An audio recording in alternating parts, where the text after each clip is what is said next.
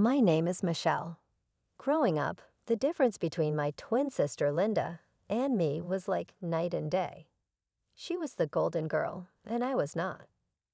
Our dad, a strict university professor, was always buried in books and lectures, while our mom was the perfect housewife, focused on home and family, urging us to follow her example. From as early as I can remember, being at home felt like sitting through a never-ending critique session. My parents had a plan for the perfect family, and it did not include a daughter who wore band t-shirts and liked to keep to herself. "Michelle, why can't you be more like your sister?" was my mom's favorite line, usually directed at me when I showed up at breakfast with my headphones on, trying to shut out the world. Linda, on the other hand, basked in the glow of approval. "I just don't get why it's so hard for you to put on a nice dress and smile more," she'd say, flipping her perfect hair over her shoulder. It felt like she was from a different planet. One particularly tough Saturday, as our family got ready for one of Dad's faculty parties, a total bore but a mandatory event for us, I decided to rebel in the smallest way I knew how. I put on my darkest eyeliner and a pair of boots that definitely did not meet the acceptable standard. "You're not going out like that, are you?" Mom caught me on the stairs, her eyes glaring at my boots as if they were dirty. I shrugged, my usual defense. "Don't see why not." She sighed, that long, drawn-out kind that said I was the biggest disappointment in her perfectly organized world. "Please, Michelle, just this once, can't you try to fit in?" "What for?" "So you can pretend we're the perfect family." I shot back, tired of the same old argument. "It's not about pretending. It's about showing respect for your father," she argued, her voice taking on that sharp tone that meant business. Linda, overhearing the exchange, came trotting down the hallway, her heels clicking on the hardwood floor like a judge approaching the bench. "Mom's right, Michelle. It's not that hard to look decent. Why do you always have to make things difficult?" "I don't want to be a clone of you, Linda," I snapped, feeling my face get hot. I hated these arguments, hated being compared, but more than anything, I hated feeling like the odd one out in my own home. Dad appeared at the bottom of the stairs, his brow furrowed. "Michelle, go change now. We're leaving in 15 minutes, he said firmly. His tone left no room for argument. He didn't yell. He didn't need to. The disappointment in his eyes was enough to send me marching back to my room to swap my boots for plain flats and wipe away half my eyeliner. As we drove to the party, the car was silent except for the classical music Dad insisted on playing because it was calming. I stared out the window, watching the trees blur past. In that moment, I promised myself that someday I'd live a life where no one could tell me what to wear, how to act, or who to be. Someday I'd be free from these expectations. My room was the only corner of the house where I could pretend I was somewhere else, anywhere else. Unlike the rest of the house, which was filled with my parents' choices, my room was mine. It wasn't much, just 3 walls covered in sketches and music posters. But it was my escape from the reality of my family's expectations. One evening, as I was trying to lose myself in a playlist of my favorite bands, Dad knocked and marched into my room, his face set in a familiar frown. "Michelle, turn that noise down, and why haven't you studied with Linda today?" "You know you both have exams coming up," he said, his voice stern. I pulled out one earbud and looked up at him, trying to keep my voice calm. "I've been studying, just not with Linda. I learn better on my own." Dad shook his head, clearly not believing me. "You know the rules. Your sister gets good grades, and you should be doing the same. I don't see why you always have to make things difficult." "It's not about making things difficult," I said, feeling my frustration grow. "I just don't see why I have to do everything Linda's way. Can't I have my own way of studying?" He didn't respond to that, just switched to another complaint. And those friends of yours, I saw you with them at the cafe yesterday. I don't think they're a good influence. You should be spending time with the daughters of my colleagues. They're more suitable. I felt my temper rising. Suitable for what? For you. Because they talk about economics and pretend to enjoy those boring university gatherings. Before he could answer, Mom appeared at the doorway, her voice sharp. Michelle, your father is right. Those girls are from good families. They know how to behave. They're the kind of friends you should want.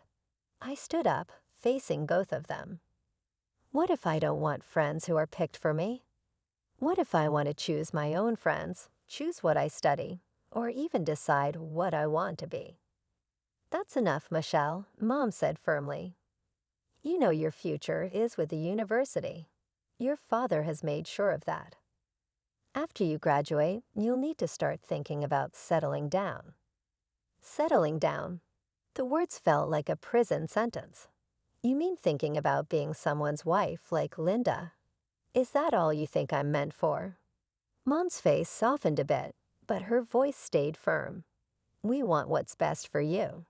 Following the path we set out will give you a good life. A good life? I repeated, the irony bitter in my mouth. Is it a good life if it's someone else's idea of good? No one answered. They didn't need to. We all knew there was no point in arguing. They had their plans and expected me to follow them, just like Linda. Linda and I were like two sides of the same coin, always together but never on the same page. At the university where Dad taught, the differences between us became even clearer. She was into business management, the golden child, always nodding along in lectures and asking smart questions that made the professor smile. Me. I was stuck in the same program, but it felt like wearing a shoe on the wrong foot. Awkward, uncomfortable, and just plain wrong. One afternoon, as I was struggling through a pile of textbooks in the library, Linda breezed in, her notes organized, her smile ready. Hey, Amy, you coming to the study group tonight? Professor Hall mentioned he might drop by. It could be good for us to show up, she said, her tone light but insistent.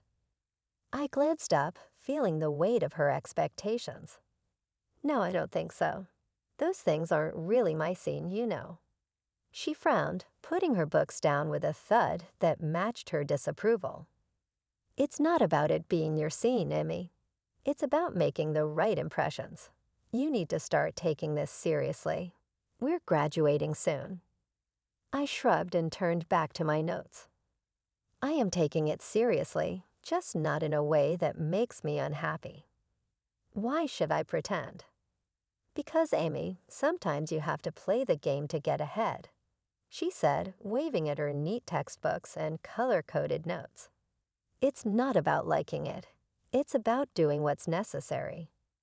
I shook my head and pushed my chair back with a scrape.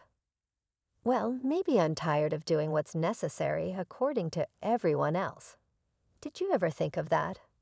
Her voice softened, but her eyes were still firm. Amy, I'm just trying to help you.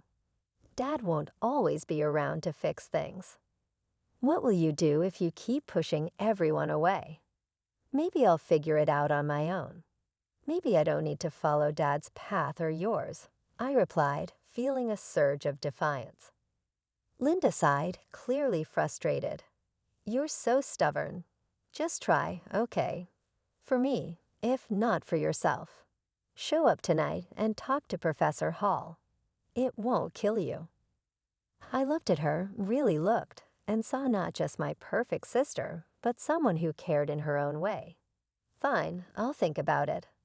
I conceded, not ready to promise more. Thank you, she said, her smile returning. It's not that bad, you know. You might even like it if you gave it a chance. Doubt it, I muttered, but I knew I had lost this round. For Linda, I'd show up, sit through another boring discussion, and not at the right times. It was just a few hours. How bad could it be? As it turned out, not as bad as I thought. Professor Hall was surprisingly interesting when he wasn't lecturing from a podium. I even asked a question, which earned a shocked but pleased look from Linda. Later, as we walked back to our dorm, Linda noted, "See, not so terrible, right?" That fragile piece didn't last long. In our final year, Linda introduced us to her fiancé, a lawyer, 12 years older, already well-established, and exactly what our parents dreamed of. Mom and Dad were thrilled, praising Linda for making such a smart choice. Then they turned their hopeful eyes on me. "Now, Michelle, it's your turn to find someone suitable," Dad said one evening over dinner, his tone implying that my time was running out. Mom nodded enthusiastically, already planning out my life as if it were another one of her well-organized projects. "Think about your future, dear. Someone who can provide for you, who has a good standing."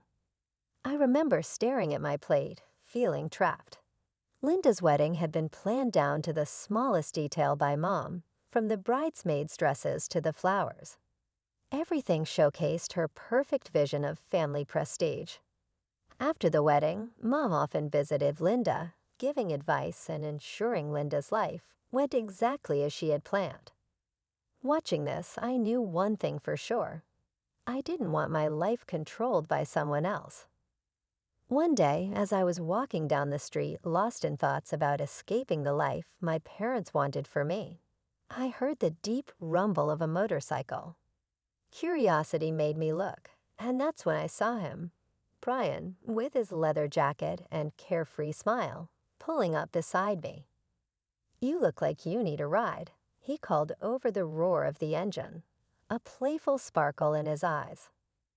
I hesitated, looking back toward the path home, and then at his outstretched hand. What did I have to lose? "Sure, why not?" I said, my voice a mix of nerves and excitement. Climbing onto the back of his bike, I felt a rush of adrenaline as we sped away. The wind whipped through my hair, and for the first time in a long while, I laughed. A real laugh. Brian shouted something about showing me his world, and I held on tighter, not wanting the moment to end. We stopped at a diner popular with bikers. Over burgers and fries, Brian told me about his life as a welder, his love for bikes, and his passion for the open road. It was so different from anything I was used to, raw and real. "Don't you get scared living like this?" I asked, my voice barely rising above the clatter of plates and chatter around us. "Scared? No, it's thrilling. You never know what's around the corner. Isn't that better than having everything planned out for you?" He replied, his eyes lighting up with each word. Over the next few weeks, we met in secret. Each ride on Brian's motorcycle took me further from the life I was supposed to live and closer to the life I wanted. The speed, the adventure, it wasn't just about the thrill. It was about feeling alive, feeling free. One evening, as we watched the sunset from a secluded overlook, Brian turned to me. "Michelle, I don't just ride to escape. I ride to feel alive, to make every moment count. With you, every moment feels like it's worth something." I leaned into him, my heart beating fast. "I've never felt like this before. You make me feel free, Brian." He smiled, pulling me closer. "Then let's not go back to just existing. Let's live." 5 months with Brian felt like a lifetime of moments I had always dreamed of. When he proposed under the stars with the gentle rumble of his bike in the background, my heart said yes before my mouth could form the word. It was perfect, except for one big problem. My parents, I was scared to introduce Brian to my parents. He was everything they disapproved of, his rough edges, his wild spirit, his simple but happy life as a welder. But love gave me courage, and I decided it was time for them to know. The day I brought Brian home, he wore his usual leather vest, red t-shirt, ripped jeans, and a bandana. I loved that about him. He was always himself. As we walked up the driveway, I could already feel the weight of my parents' judgment. When we stepped inside, Mom's face went pale at the sight of Brian, her eyes widening in shock. "What in the world, Michelle?" she gasped, her voice barely a whisper. Dad's reaction was harsher. "Who is this, and why is he dressed like a thug in our house?" His words were sharp as knives. I took a deep breath to steady my nerves. "Mom, Dad, this is Brian.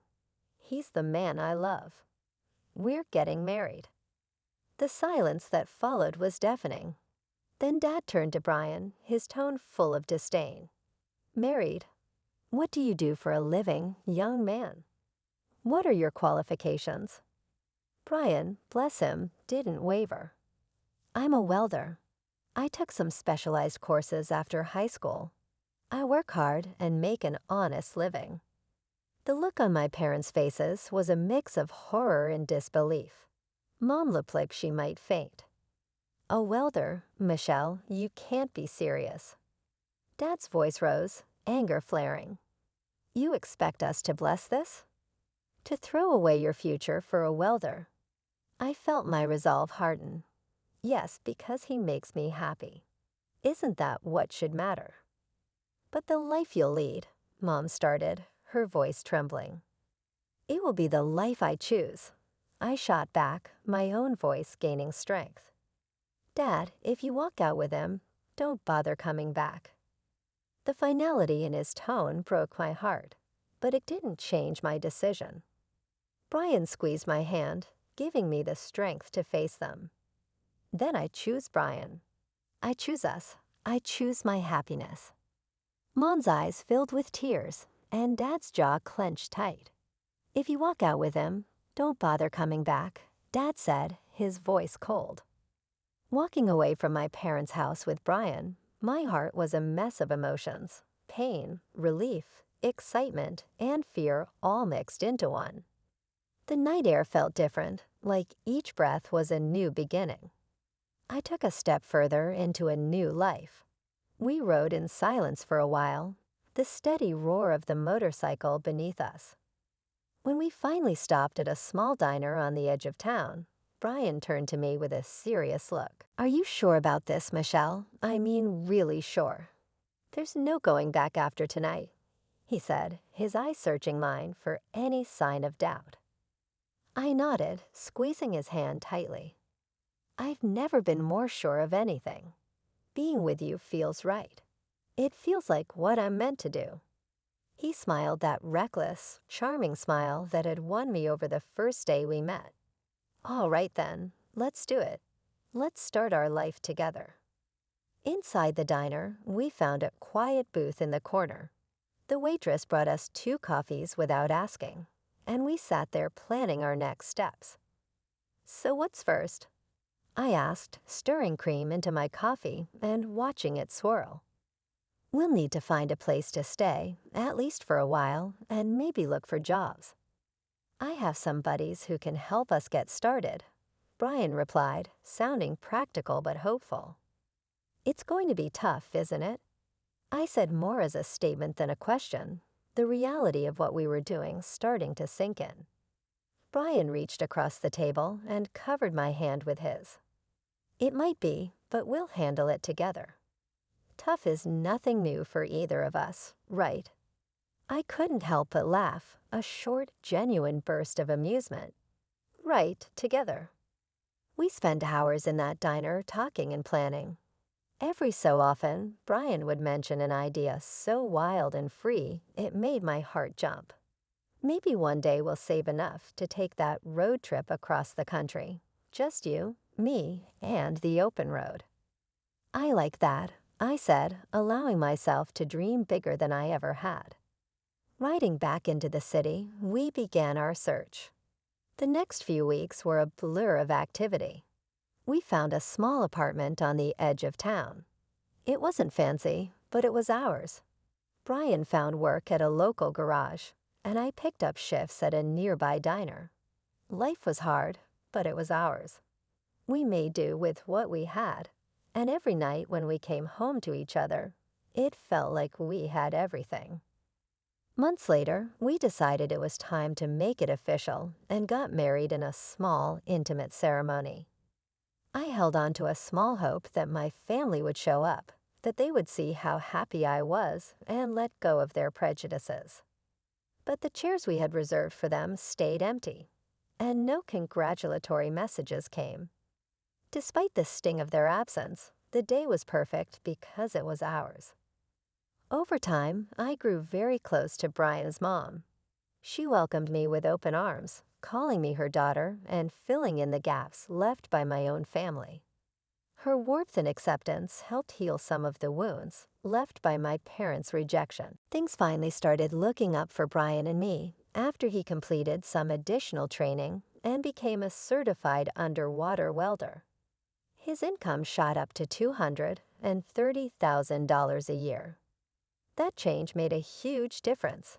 We managed to buy a townhouse in a nice area, the kind of place I had always dreamed about, but never thought I'd actually live in.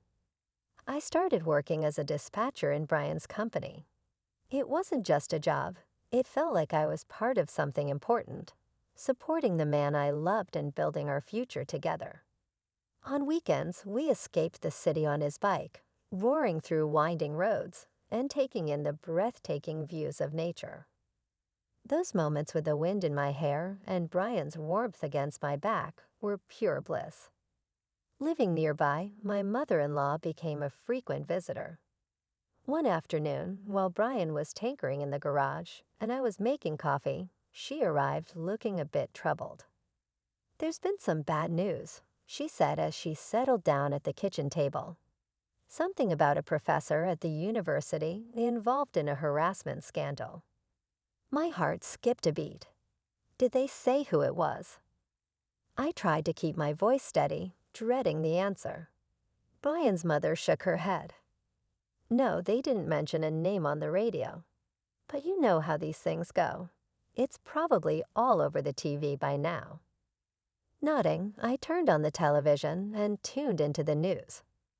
As I had feared, the report on the scandal was already in full swing. My father's face appeared on the screen, and the anchor detailed the accusations against him. A cold wave of disbelief washed over me. Turning off the TV, I sat down heavily, trying to process the news. Brian came in, wiping his hands on a rag.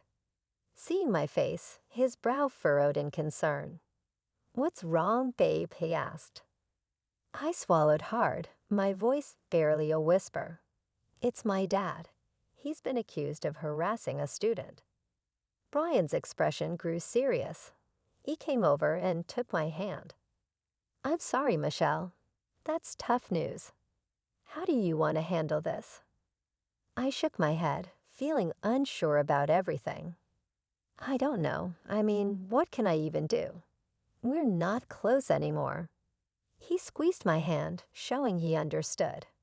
"Whatever you need, I'm here for you. We don't have to figure it all out right now."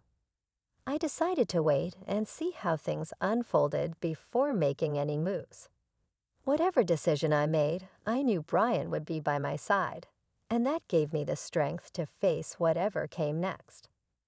Life had been peaceful until that unexpected afternoon at work when a familiar car pulled into the parking lot. I hadn't seen my parents in a long time, and the sight of them stirred up a mix of emotions I thought I had put to rest. They both looked dramatically different. The scandal had taken its toll. Mom had lost a lot of weight and looked much older, while Dad seemed broken, a shadow of the stern man he once was. My mother saw me and rushed over, arms open, as if nothing had happened, as if years of distance and disapproval could be erased in an instant.